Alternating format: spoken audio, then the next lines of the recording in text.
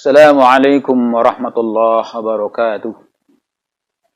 Alhamdulillahilladzi hadana li hadza wa ma kunna linahtadiya laula an hadana Allah. Asyhadu an la ilaha illallah wahdahu la syarika lah wa asyhadu anna Muhammadan abduhu wa rasuluh. Allahumma shalli wa sallim wa barik ala Muhammadin sallallahu alaihi wasallam wa ala alihi wa ashabihi wa tabi'in wa man tabi'ahum bi ihsan ila yaumiddin amma ba'du. Wa qala ta'ala ya ayyuhalladzina amanu taqullaha haqqa tuqatih wa la tamutunna illa wa antum muslimun. Pemirsa media Multazam rahimani wa rahimakumullah. Kembali pada kesempatan yang singkat ini, mari kita bersyukur kepada Allah atas segala nikmat. Nikmat yang tak mungkin sanggup kita menghitungnya. Sehingga dengan nikmat-nikmat itu kita diberikan kemampuan untuk melaksanakan berbagai aktivitas, ya. Baik aktivitas yang sifatnya ibadah khas, ibadah khusus, seperti kita sholat, puasa, dan lain sebagainya, maupun aktivitas lain yang sifatnya umum, yang semuanya adalah kerangka ibadah, ya. Semoga seluruh aktivitas kita qabul indallah, ya, diterima di sisi Allah dan juga bermanfaat bagi kehidupan sesama. Pemirsa yang berbahagia, berbicara tentang nikmat, maka sungguh tidak mungkin kita sanggup menghitung berapa banyak nikmat Allah. Sampai Allah nyatakan, wa in ta'uddu ni'matallahi la tuhsuha. Sekiranya kalian akan menghitung berapa banyak nikmat Allah, la tuhsuha, tentu kalian tidak akan sanggup. Innal insana ladzalumun kafar. Hanya saja manusia seringkali berbuat zalim, bahkan kufur terhadap nikmat Allah Subhanahu wa taala. Dan Bani Israel pun diingatkan oleh Allah Subhanahu wa taala untuk mengingat nikmat-nikmat yang Allah anugerahkan kepada mereka. Ya Bani Israel, dzkuru ni'mati allati an'amtu 'alaikum wa anni faddaltukum 'alal 'alamin. Wahai Bani Israel, ingatlah kalian akan nikmat-nikmat yang aku telah berikan kepada kalian. Dan kalian telah diberikan keutamaan di atas yang lain, di atas rata-rata manusia pada umumnya. Ini sebuah nikmat yang Allah anugerahkan kepada Bani Israel. Maka nikmat itu pula diberikan kepada kita semua orang-orang beriman, ya.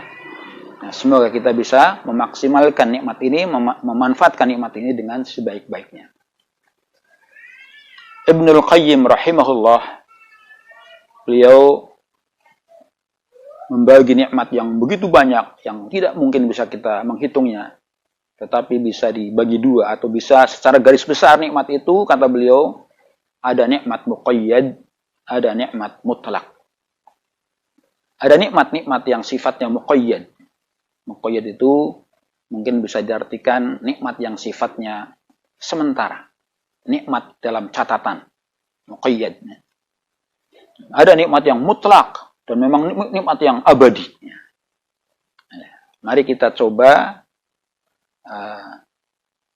lihat nih, mana-mana yang masuk dalam kategori nikmat muqayyad dan mana-mana yang masuk dalam nikmat mutlak. Supaya apa? Supaya kita bisa mendudukkan, tidak salah mensikapi nikmat itu. Karena tidak banyak atau tidak sedikit orang-orang yang tatkala mendapatkan nikmat justru lalai, justru terlena, sehingga gagal untuk mendapatkan nikmat yang abadi. Satu di antara nikmat muqayyad, nikmat yang sifatnya sementara, yaitu nikmat sehat. Bapak Ibu semua, kita renungi, sehat ini sementara. Sifatnya sementara. Ada orang yang kelihatannya sehat, tiba-tiba sakit. Bahkan bukan hanya sakit, kelihatannya sehat, tiba-tiba meninggal. Ini berarti nikmat sehat itu sementara. Nah, nikmat sehat itu sementara. Maka manfaatkan nikmat sehat ini untuk sebenar-benar kemaslahatan bagi dirinya dan bagi sesamanya.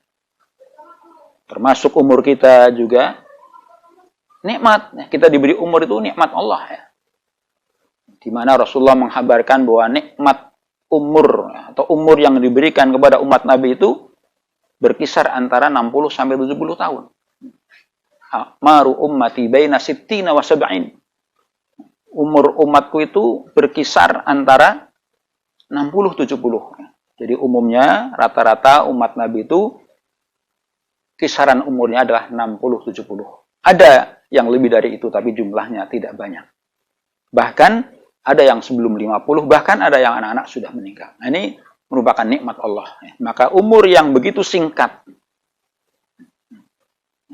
ini hendaklah kita manfaatkan dengan baik supaya kita nanti akan menggapai nikmat yang lebih besar.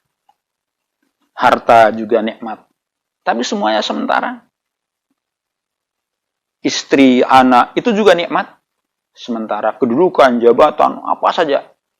Dari dunia ini semua, harta itu adalah nikmat yang bersifat sementara. Maka jangan pernah kita terlena dengan nikmat yang sementara ini, kemudian kita gagal untuk mendapatkan nikmat yang abadi. Ini diantaranya. Karena apa? Tidak ada satupun nikmat yang Allah anugerahkan kepada kita kecuali pasti akan ditanyakan. Allah Ta'ala berfirman, "Tsumma latus'alunna yawma idzin 'anin na'im." Kemudian kalian pasti akan ditanya yauma idzin, ketika itu di hari kiamat, 'anin na'im, dari nikmat. Dari semua nikmat. Tidak ada satu nikmat pun yang tidak ditanyakan. Disebutkan dalam satu hadis, la yazalu qadama 'abdin hatta yus'ala an arba'. An ilmihi fima fa'alah, wa an umrihi fima afnah, wa an jismihi fima ablah, wa an malihi min aina iktasabahu wa fima anfaqahu. Tidak akan bergeser telapak kaki anak Adam, melainkan nanti akan dihadapkan dan dengan 4 persoalan.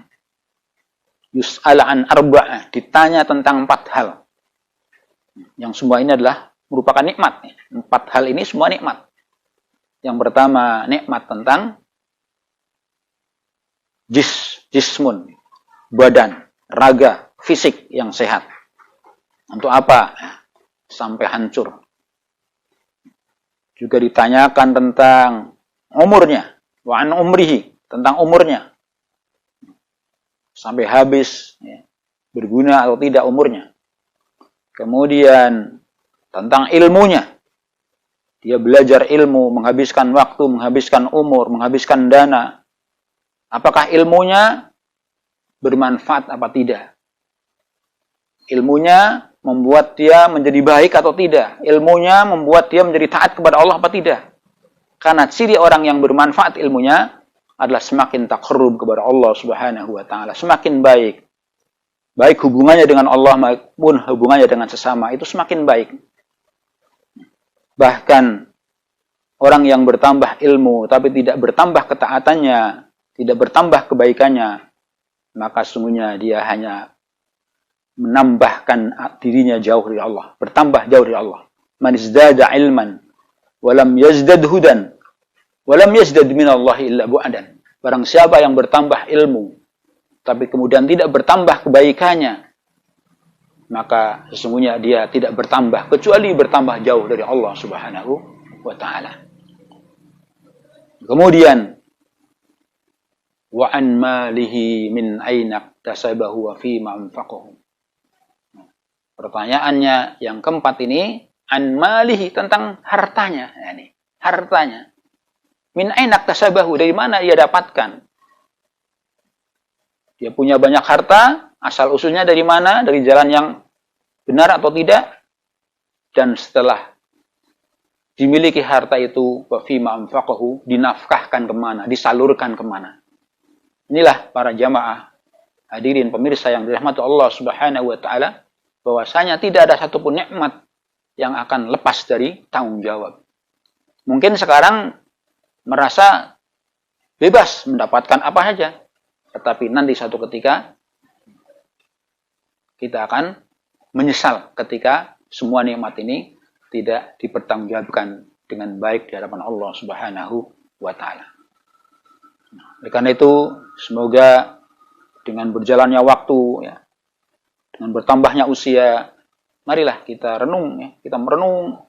Barangkali kita punya masa lalu yang tidak baik, itu sudah wajar, manusia tidak ada yang selamat dari kekurangan dan kesalahan, tetapi yang paling penting ke depan kita perbaiki.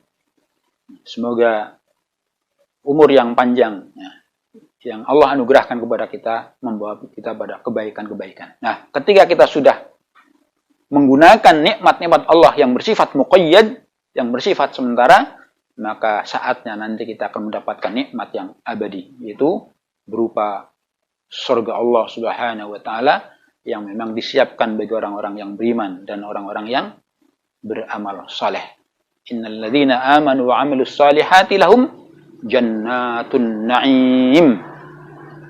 Sesungguhnya orang-orang yang beriman, orang-orang yang beramal saleh, lahum bagi mereka jannatun na'im, surga yang penuh dengan kenikmatan-kenikmatan. Karena salah satu yang harus diyakini bagi kita orang beriman itu tentang adanya surga.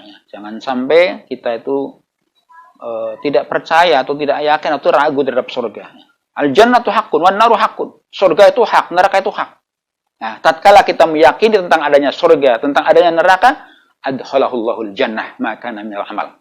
Allah akan masukkan kita ke dalam surganya, tentu sesuai dengan amal-amal kita. Semoga Allah mudahkan kita menuju surganya, dan salah satu jalan untuk mudah masuk surga yaitu dengan kita tetap terus mencintai ilmu. Sebagaimana sabda Nabi, man salaka tariqan yaltamisu fi ilman sahhalallahu lahu tariqan ilal jannah. Al-hadits kama qala. Barang siapa yang terus berupaya berjalan menempuh jalan untuk mencari ilmu, maka dijamin Allah akan mudahkan jalan baginya menuju surga.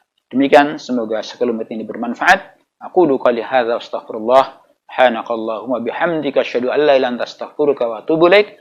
Assalamualaikum warahmatullahi wabarakatuh.